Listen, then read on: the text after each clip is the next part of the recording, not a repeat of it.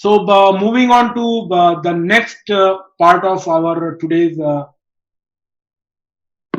uh, uh, discussion is that how do we, as a sales B2B sales professionals, we all know that how to make cold.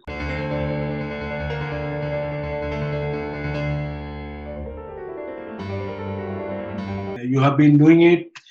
Some few people may be learning it. Few people may have done it, maybe in thousands, or maybe, I don't know, maybe hundreds.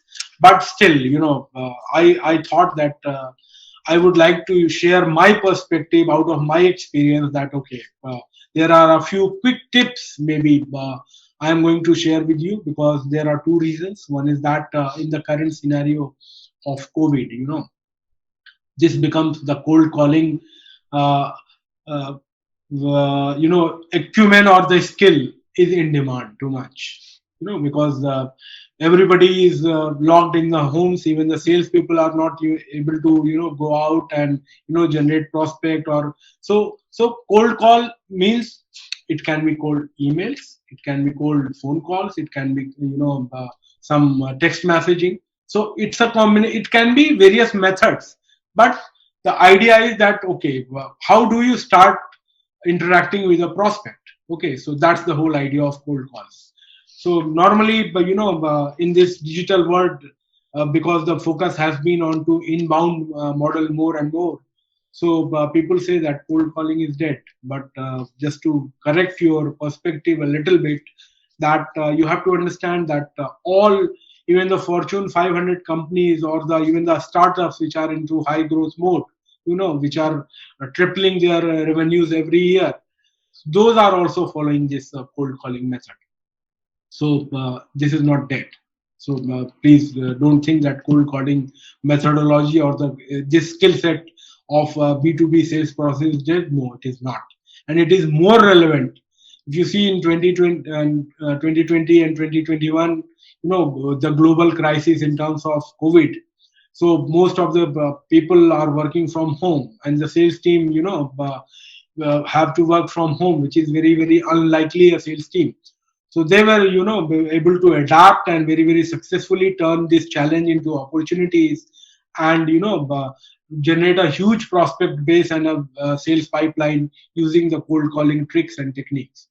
So I will quickly try and tell you a couple, maybe six seven tricks which you may follow and you may find useful when you are going in for a cold calling through any mode, through a phone call, through an email, or whatsoever. So you may find it useful. So first and foremost, you have to use a sales script. You just cannot pick up a phone and call anybody without any preparation. It will be a disaster. That's why you often see a lot of rejections to your calls. So you have to prepare a sales script, absolutely. So you have to be ready. You have to prepare your own sales script as a B2B sales professional. You have to write your own sales scripts. Yes, there are, as organization may help you in terms of giving a broader level of do's and don'ts of a sales script. But you have to, if you want to be, if you want to control that call, then you have to have your own sales script. Well, why you are calling somebody, why you are calling a prospect? Because you want to convert them to a buyer. So if you want to achieve a good conversion rate, if you want to create a good funnel, good pipeline, you have to use a sales script and you have to write it on your own, okay, within your organizational guidelines. So there are a certain, important six important points which I think that should be part you have to keep in mind when you are creating a sales script. First and foremost, that you start off your conversation has to raise curiosity. You know, when you call somebody, everybody is busy, so your sales script has to generate curiosity immediately in the first 30 seconds, or maybe first 45 seconds. Your script has to generate curiosity. Then you have to quickly give context, that okay, in what context you are making this call. So then, once you have given your context, it's always, your script has to ask from the buyer at the other end, that if he has got a couple 2 minutes to spare so that you can continue. So you have to take permission of the prospect before you get into further discussion. So first thing is that your opening should be to raise the curiosity of the person who is receiving your call. Then you have to immediately get into giving a context that why you are calling, why you have given a call. Okay, it can be addressing to their problem, something like that. Okay, or maybe adding some value to their day-to-day working. So you have to decide basis your product and your target market. Then you have to ask for the permission to continue. Then once you have got that permission, then you have to ask questions to the prospect. You know why? Because you have to understand more. That okay, you have a product. So when you ask questions, you understand their needs, their issues in a better way, and then you will be able to fit in your product or service, and you will be able to qualify that buyer as a lead or not, because you are selling a sales effectiveness program and you are asking questions and you get to know that we have got only two people in our manufacturing company. Okay, so you know that this is not a good fit for your product, so you disqualify that call. You don't put them as a lead, you disqualify that lead. Okay, then and there only. And then you do a test close. If you asking question and you find that okay, these are the relevant it's a relevant prospect which to which my product and service can address effectively and give some solution, then you do a test close. Test close is, would you like to learn more? Should I send you the detailed brochure of this? Something like this. So you further, so that you engage the buyer. That okay, if he says yes, then you are able to quickly take the email address. Something like that. So you create a launch pad for further engagement by testing a few scenarios. So that is called test close, and then schedule the next steps. It can be sending of an email, or having a live demo of your product, or maybe e-demo your product, so something like that. So you have to always close the call by scheduling the next steps. Okay, I will call you after. Okay, it can be like that. If you ask that, do you want to learn more about my product? The prospect says yes. So can I have your email address, please? You got your email. Okay, so I'll be sending you a detailed brochure about the solutions which we offer, and that's it. So this is a test close. Then you say, okay, sir, so I'll give you a call after 48, after 2 days, to check whether you have got any questions. So something you have to schedule a next step. So I'm just trying to give you some real life examples so that you understand these 6 steps very, very clearly. So the first and foremost, I have put this as a top tip. This is the number one tip. I rate it personally that you have to have a sales script which you have to write. Okay, so moving on to the next. This is also very, very important, that before you get into any sales call, this is somewhat related to this sales script, but not exactly. Okay, so I will try and explain to you how this is different from a sales call script. So you have to create a sales call blueprint. So blueprint is that these steps. Okay, these steps: 1, 2, 3, 4, 5, 6. So if I say raise curiosity, okay, so how do I raise curiosity? So this is the blueprints. So this is this is what to be done, what number one, what number two, what number three, four, five, six. Okay, so sales script should consider should be have what necessary elements. So these are 6 necessary elements of writing a sales script. Okay, this is how do we achieve those wants. Okay, so this is the basic difference. These are interrelated, but this is how part of that sales script. So you have to make an introduction. Okay, so the goal of the introduction should be very, very simple.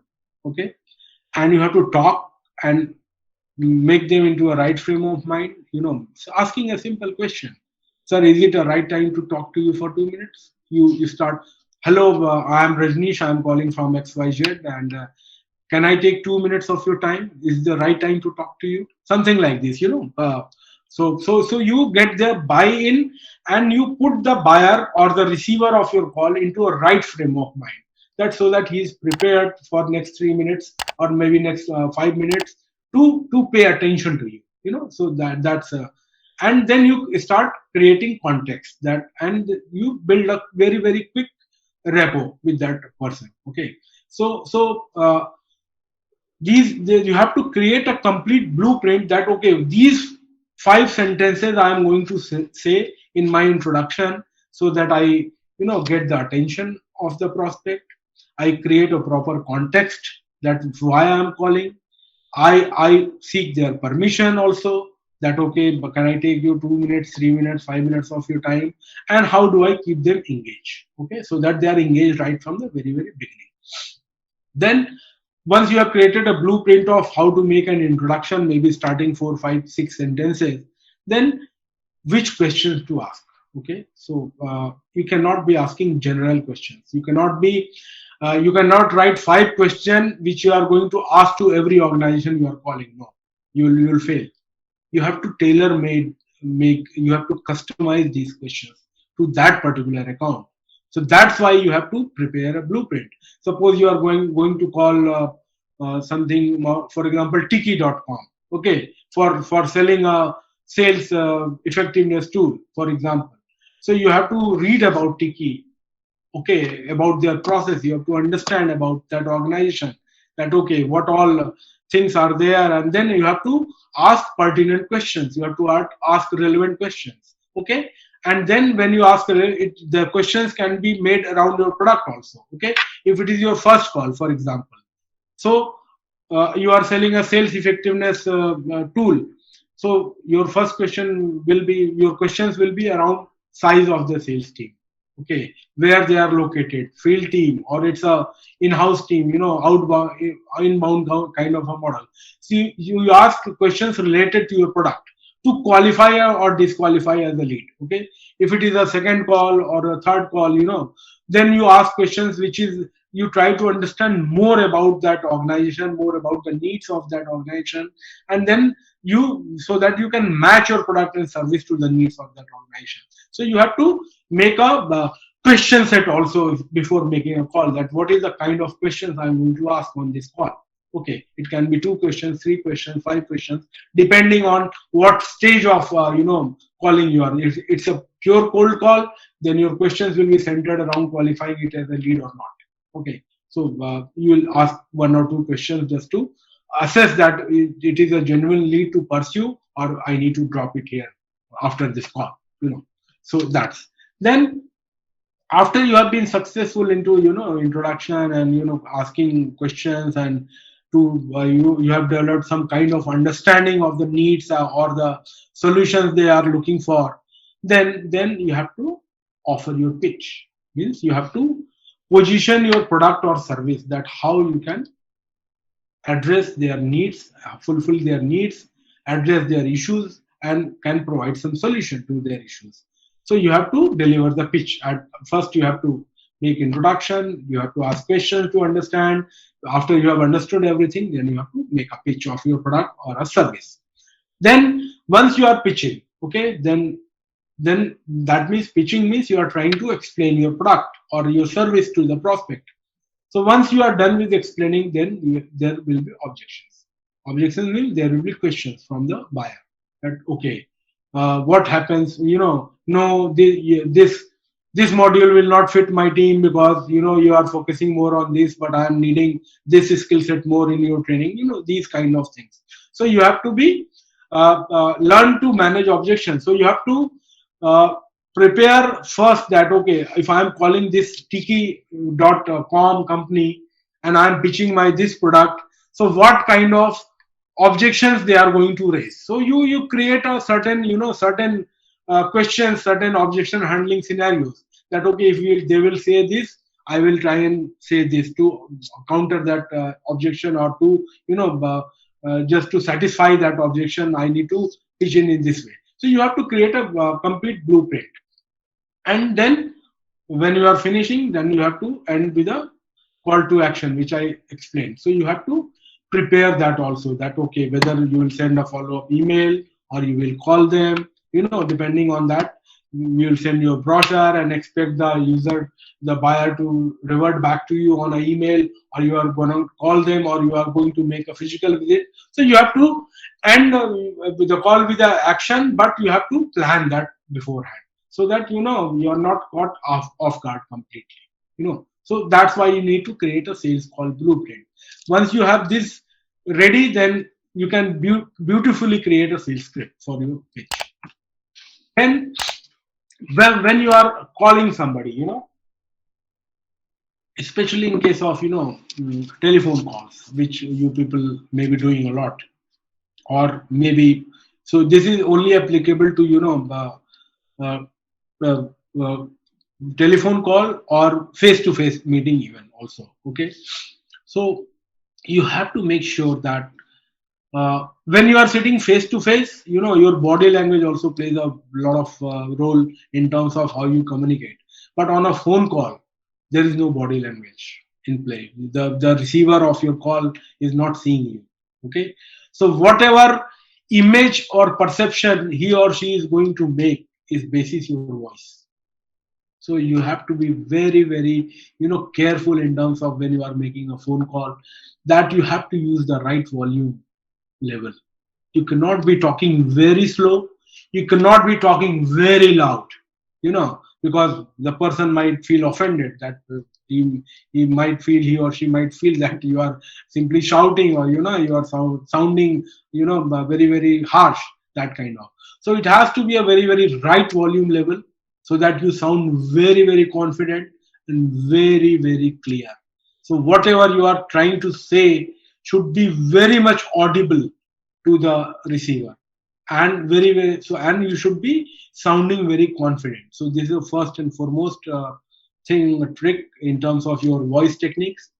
Then you have to be, uh, communication is all about how do you pace your communication, and what is the cadence of your sound. Okay, cadence means your voice modulations, when you have to slow down, when you have to speak softly, when you have to raise your voice a little bit, to make it you feel more assertive kind of thing. So pacing and cadence, so you have to balance that during your communication, that how do you, when to go slow, when to quickly run through something. So these things are very, very important. And then, sometimes we feel that okay, phone call, there is no body language, but trust me, your body language plays a lot of role to build confidence, even if you are on a phone call. You are lying down and, on the bed and making a phone call, your entire voice, tonality will change, your delivery will change. You are well dressed up, you are walking, in your living room, or maybe somewhere, and talking to somebody, you will feel more confident, you will feel more assertive. So don't think that there is no body language on a phone call. There is a very, very positive body language in what situation, what kind of, body language you are displaying when you are talking to somebody over phone. So the you may not understand it, but the person who is listening to your voice, he or she will be able to make out very, very clearly that, okay, what is the energy level in your call, what is the confidence you are projecting when you are talking to someone. So these things are to be kept in mind.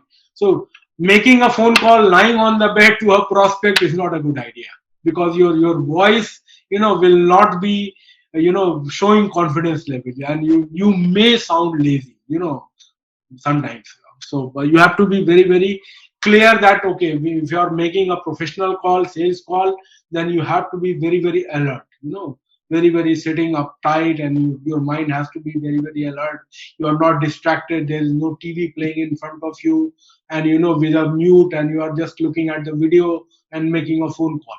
So all these small, small factors, impact your delivery in terms of a phone call in through your voice. So you have to be very, very mindful of that. And the best way to practice, you should start recording your calls and listen to them, and then you'll understand the tonality of your voice, and how how, where you went wrong, where you went right, where you needed to be assertive but you went very soft, so it's an ongoing process. So as a B2B, life, there is, sales is a lifelong learning, or the marketing is a lifelong learning. So you have to keep learning. Even if you are making a phone call from your mobile phone handset, you can record it, okay, and then later on you can listen it, and so that every time you listen to your calls, you will better in your next call, because you will understand that where you went wrong, and you will make a note of it mentally and physically, and in your next call you are less likely to repeat the same mistake. So with every call which you are making and listening, you will improve with each call. So be your own. You can even take help of your friends, your colleagues, your seniors, your trainers, to send them your calls, your recordings, and ask them their feedback. Then okay, they can give you valuable feedback. But even if you don't want to share it with somebody, you yourself are listening to your calls, you will be able to make out what went right, what went wrong. So it is very, very, very important.